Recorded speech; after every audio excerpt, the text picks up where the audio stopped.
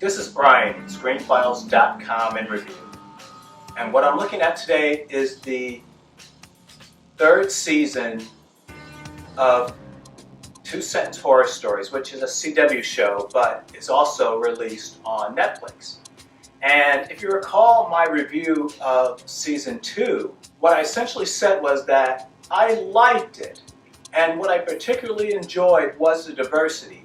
But they have to bring something more. The stories have to be tighter. But it was, on the whole, a good second season, I thought. So now let's look at season 3.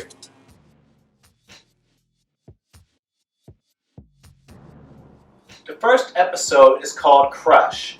It revolves around these two sisters, elderly sisters, who are hoarders. And that's kind of interesting in the sense that their hoarding reflects their memories. So everything in their house are things from their past. And so the angle that their past never really dies because it's literally there with them is an interesting angle for the show to take. What isn't is that there's a caretaker, and this caretaker is not only robbing them, but is trying to steal everything that they have. And the sisters, how they get revenge upon him. This started well because these two old women, I guess, must be sisters. They look so much alike, and there's something oddly creepy about them just in general. But the story goes wrong with its ending, in that it ends in such a way that it doesn't, at least to me, make any sense. I didn't mind the episode, though I thought it was a little weak. And Crush is not bad. It's not great either. It's okay. It's a decent story. Episode 2 is called Plotline.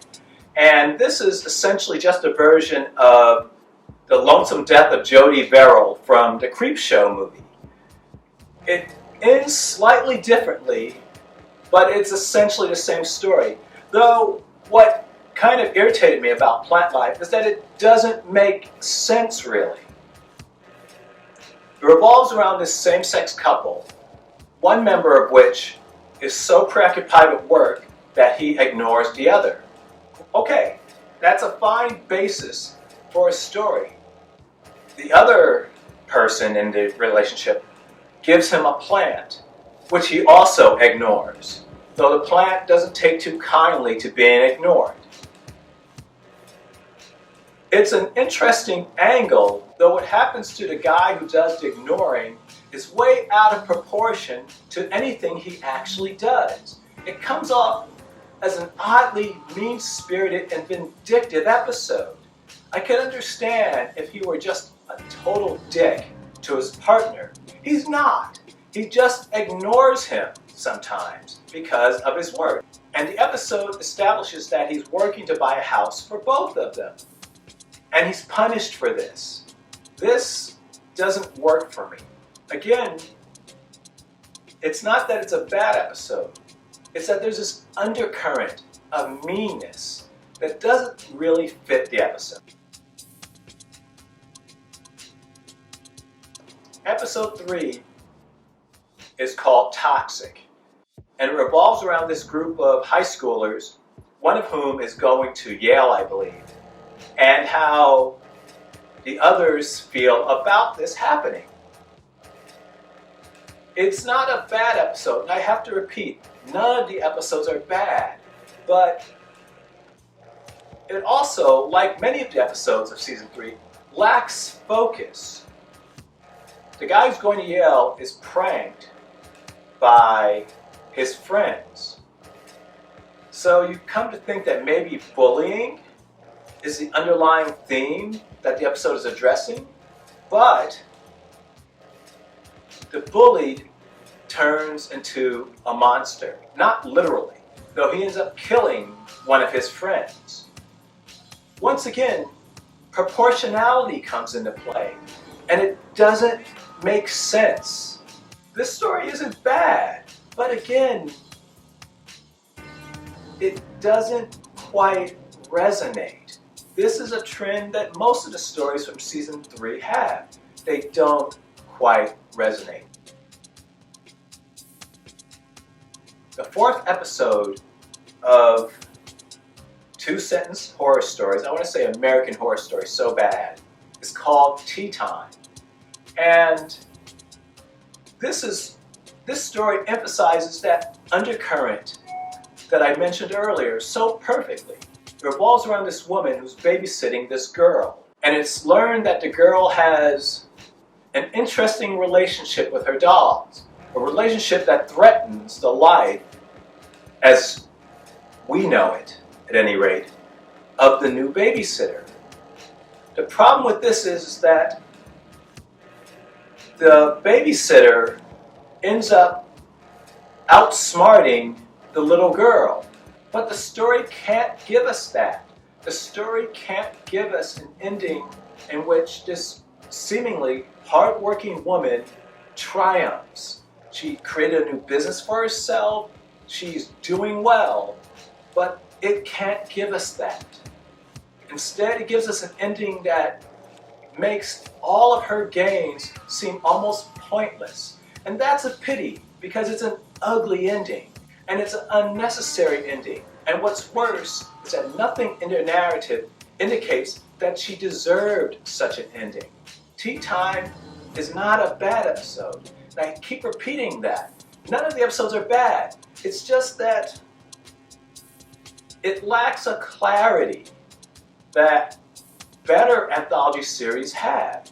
And I don't want to keep bringing up Rod Serling's The Twilight Zone, which is the crown jewel of anthology series. But I can't help it. What it has over these stories, beyond not having Rod Serling, who's a great writer as well, it's that they lack that focus, that purity. The message that each episode seems to be delivering oftentimes comes off as muddy, and it doesn't quite work. Episode 5 of 2-Sentence Horror Stories is called Teeth, and it revolves around this couple, same-sex, lesbian, and they're on a vacation. While driving to a remote cabin, they hit this thing. They don't quite know what it is, but we come to learn later that it's a member of a group of werewolves who try to enact vengeance upon the two women. But the ladies have a secret of their own. It's an interesting idea. It works pretty well. It's probably one of the better episodes of this season. Episode 6 is called The Killer Inside. And this one confused me a little. It revolves around this lady who's a doctor, and it starts off almost like a Saw movie, in the sense that she recovers consciousness and she's in prison somewhere. But come to learn through the narrative that she is the initiator of what's going on, not the guy who supposedly imprisoned her. The guy who she's in conflict with had a liver transplant, took a liver transplant that she would have wanted to use to save her father.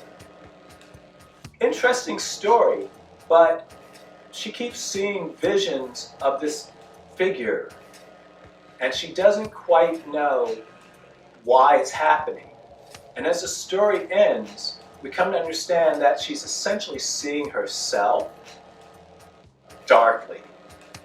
It's an interesting story, but it's not very well told.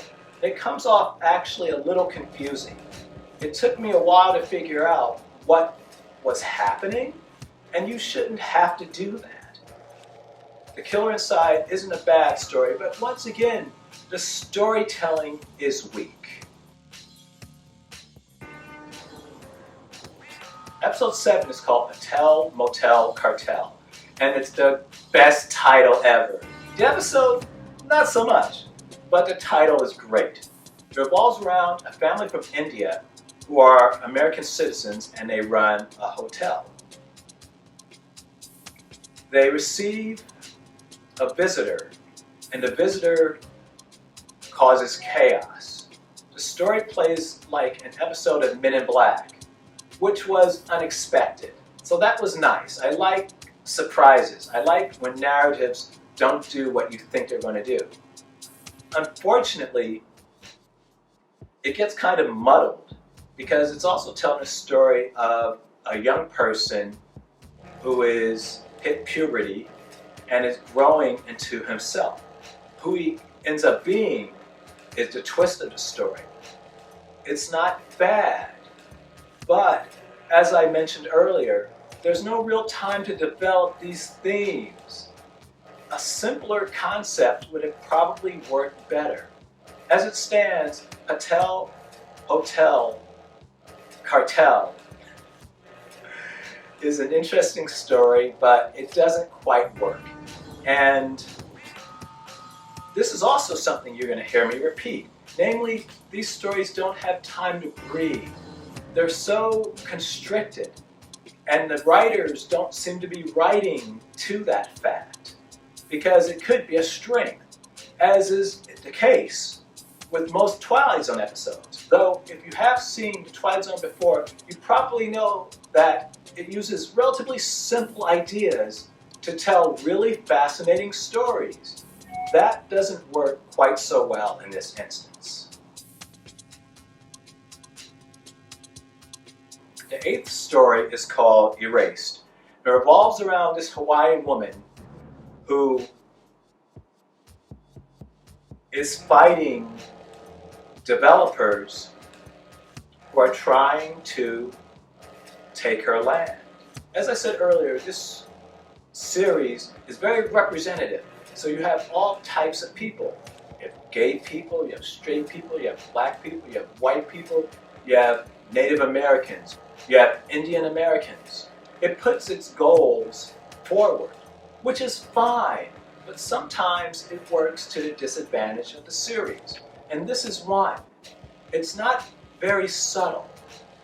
And I'm not saying it's inaccurate, by the way, because I think in reality, some real estate companies are terrible entities and shouldn't exist.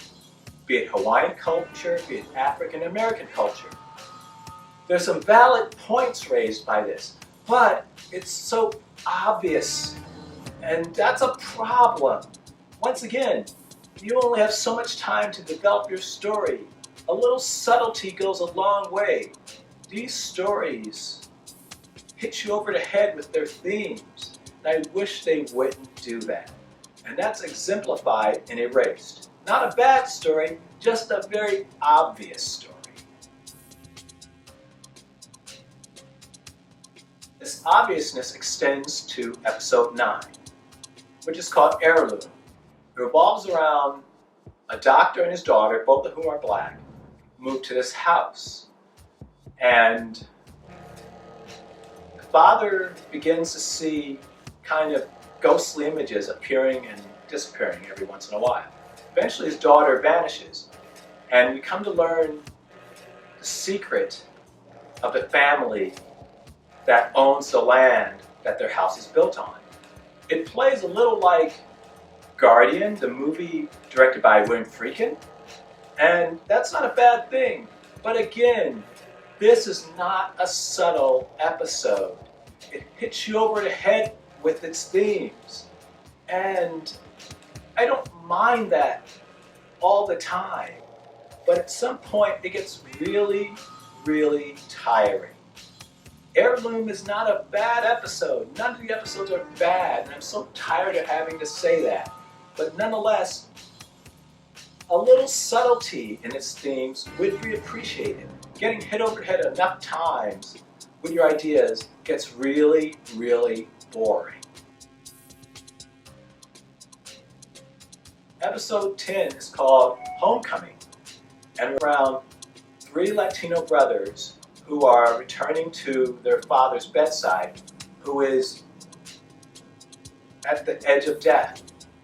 the younger brother had a very difficult time in the household when the older brothers left. And he told them of a creature, I believe he called it El Coco. But in any case, the three brothers come to realize that El Coco is not only very real, that he's somehow connected to their father. Not a bad episode. Well acted. A little murky in terms of its logic, in the sense that we come to learn that the younger brother created El Coco himself, in the sense that the creature was a manifestation of his fear and his anger at his father. Now, why El Coco? Oh, by the way, I should mention that his father was a novelist, by the way, and his stories revolved around a creature called El Coco. Now, why El Coco would threaten him, being that he manifested the creature himself, makes no sense. What makes even less sense is that when he comes to understand that the creature was a manifestation of his own, and he gets a grip of it and is able to dispel it, it comes back when he isn't there. It's not a badly told story, but it's like many of the stories in this season that don't stand up under scrutiny. Season 3 of Two Sentence Horror Stories is diverse as Season 2. That's a good thing. I want it to continue. But I want that diversity to have a degree of subtlety to it, a degree of not being so obvious.